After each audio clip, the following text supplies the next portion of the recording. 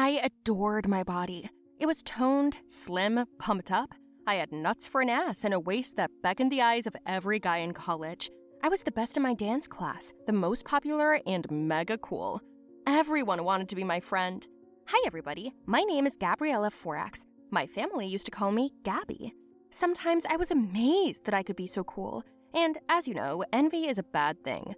One girl in my class got so mad that I took her boyfriend away from her that I got into a fight with her right in the hallway. The fight was fierce. We both fought in our stilettos. I almost took her down, but I lost my balance and fell headfirst down the stairs. I woke up in the hospital. I didn't wake up for a long time. I had a hell of a time getting up. My body ached and it felt kind of woozy. Weird. Damn, Suzanne's a bastard. I'm going to make her sorry. She pushed me down the stairs. She thinks she's the smartest? I shouted. A nurse ran up to me, asked me to lie back, and I took her hands away. Don't touch me. Who are you anyway? I asked indignantly. Just then, the doctor came up and introduced himself.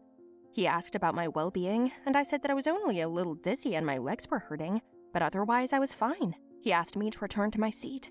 I walked past the wall where the mirror was hanging, and a fleeting reflection confused me. Wait, I want to look at something, I said to the doctor and went back to the mirror. Holy shit! Who's that? Ugly and fat? I asked. Sorry, girlfriend, but it's time for you to lose weight. Wait, how? Is that me? She asked, and then I yelled like crazy. Help! Someone stole my beautiful body! Give me back my body! I'm in someone else's body! This fat! It's not mine! You know? Not mine! Where is my body? I screamed. They returned me to the couch, gave me a sedative, then informed me that I'd fallen into a coma after that incident and had been in it for 10 years. How long? I asked. Why? Is that allowed? As it turns out, yes, you will still be here. I'm glad there's nothing wrong with your brain. You even remembered your last moments. So what happened? I'm now 30 years old? 31. It was your birthday last month. I was silent, and then I started crying. In general, it was quite sad to see my aging parents, my sister, who is now a grown-up. I was discharged a month later. I went home and went back to my room, where things were already different. My little sister took up most of it. It took me a while to get used to that idea. They spent a lot of time with me at first, but everyone's life was going their own way, so I decided to go out more by myself. My new fat body and the loss of a whole 10 years is what I got in return. The first thing I did was go to my boyfriend's house, whom I'd beaten off Suzanne at the time. The door was opened by the same handsome but bearded man. He didn't recognize me. It was so embarrassing.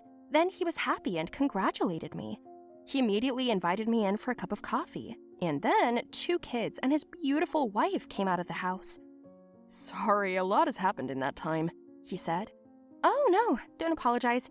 It's okay. Bye. I said goodbye to him, and inside I felt kind of sad. The wind was blowing off the balaclavas I found in my grandmother's closet. What did I expect? What kind of reaction? I'm scarier now than I was in the worst days of my youth. All of my friends, as it turned out, had gotten married, some left, and some even got divorced. Everyone had a job and a car, except for me. There were no common interests between us, so after 3 months, I sat in my room and boringly scrolled through Facebook.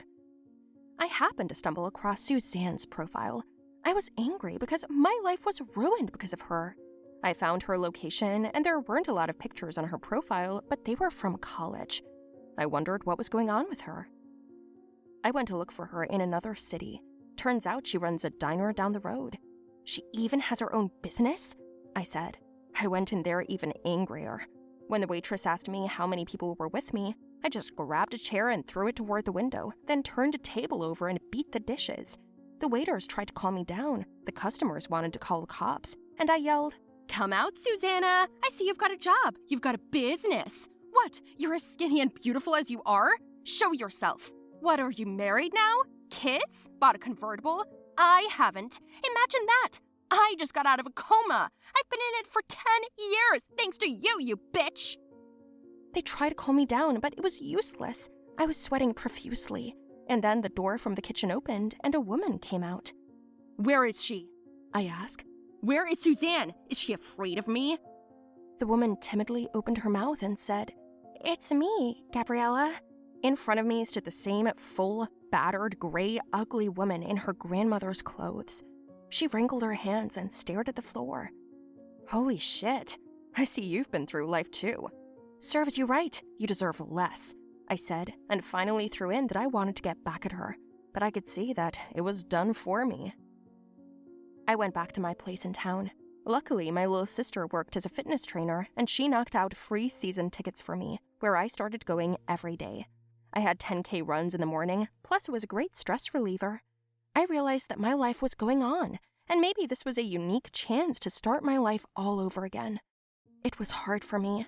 I lost 40 kilograms in 4 months, and I was incredibly proud of myself.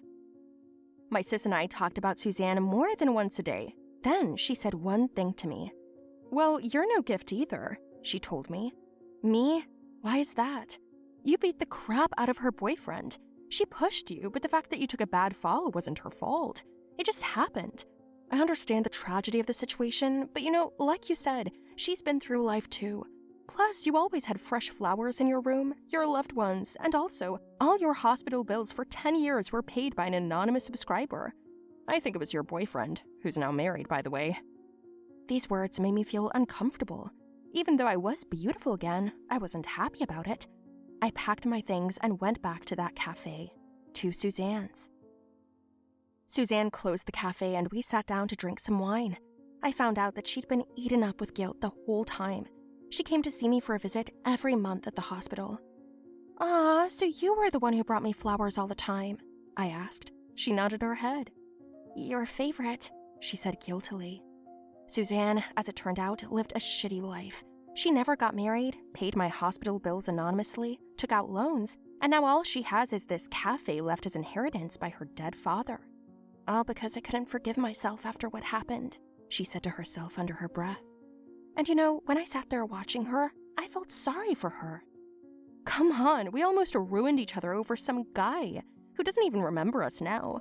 You always had longer legs and better hair, I told her, and we laughed.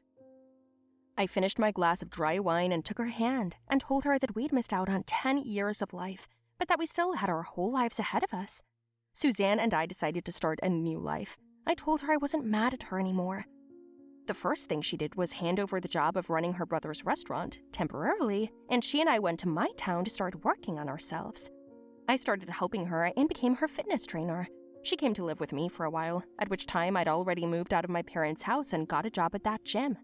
I raced Suzanne so hard, she would give up 100 times at a time. The poor thing was hungry, but I kept shoving water and salad into her mouth. I wanted her to finally stop blaming herself. After all, you can change your body, but you can't get your life back if you lose it. Within a couple of months, we succeeded. Suzanne lost 15 kilograms and she was happy, and we became the best of friends, and we never decided to see the same men again. "Thank you, you're so kind. Thank you for the light and the treatment. If it wasn't for you, my parents wouldn't have been able to pay for 10 years, and you could have used the money to get out of the country and live happily ever after, while I'm out there sleeping in a coma." "I couldn't do that." "So I'm paying you back."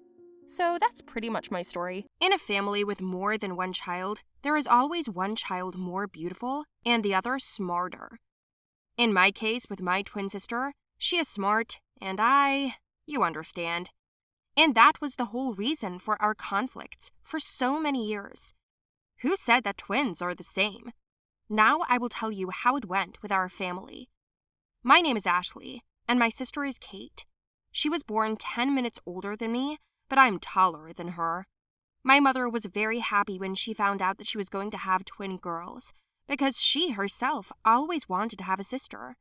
She imagined that if she had a sister, she would be closer to her than any friend. They'd always protect each other, hold on to each other, and keep secrets, help each other.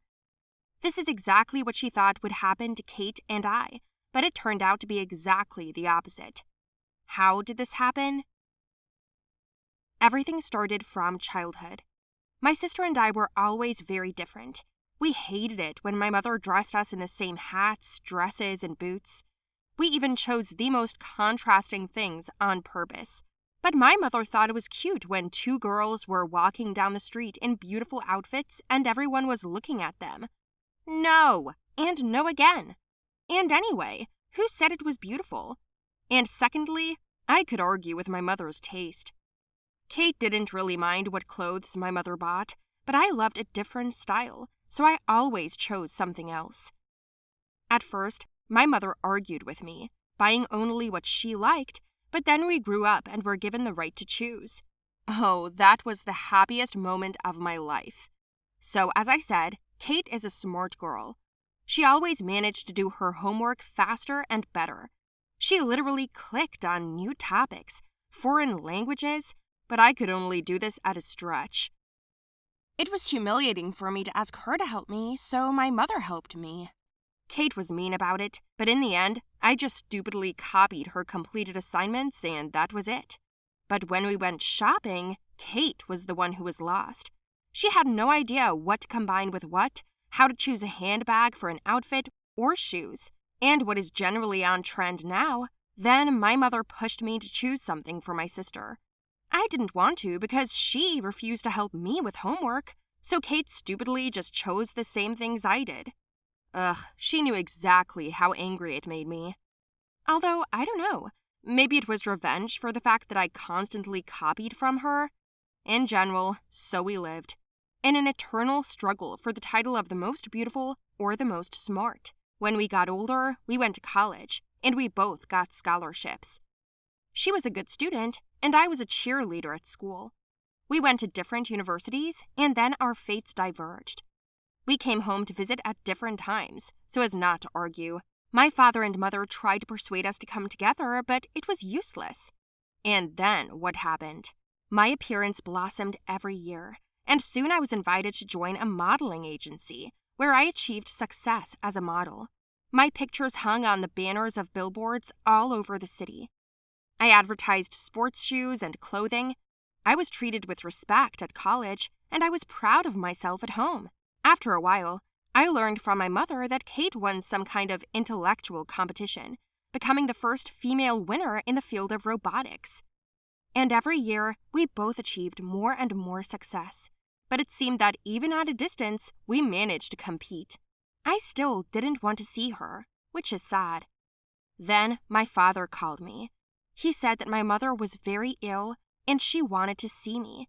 I went home on the first flight, and when I ran into the hospital, I saw Kate there. We just looked at each other, and then I hugged my mom. It turns out that she broke her leg and did not want to tell us. My sister and I cried, but then we went to the doctor to talk about the cost of the operation. It was a good thing we both had money. We paid for everything, and then we went to the cafeteria for coffee.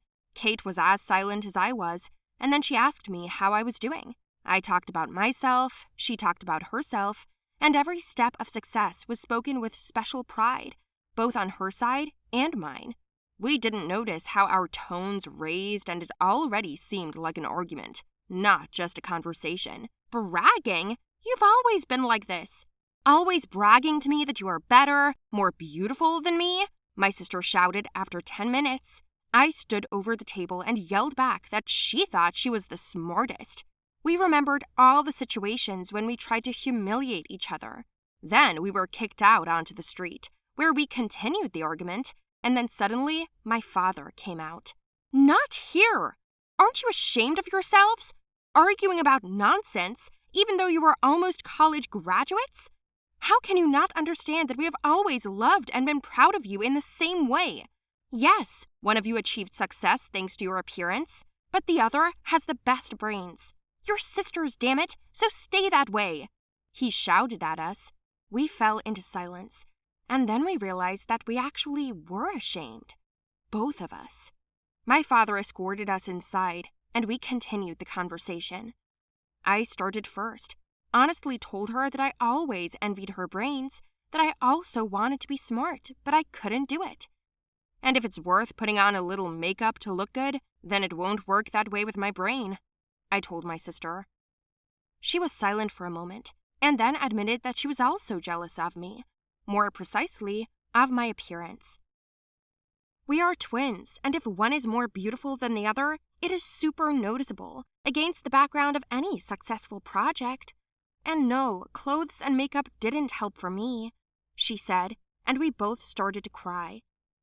It was only at that moment, after all these years, that we finally realized that we weren't competing with each other all these years, but were complementing each other.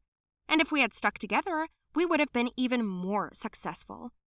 That's when we decided to teach each other some of our own secrets. Since then, a year has passed. My mother has recovered, and Kate and I communicate every day and ask each other for advice. I am the clothing consultant, and she teaches me how to write contracts, schedules, and how to solve financial issues during filming. And why didn't we realize this before? 2 heads are better than 1. Tell me, did you guys like my story? Write your opinion in the comments below the video, and do not forget to like it, share the video with your friends, and subscribe to the channel.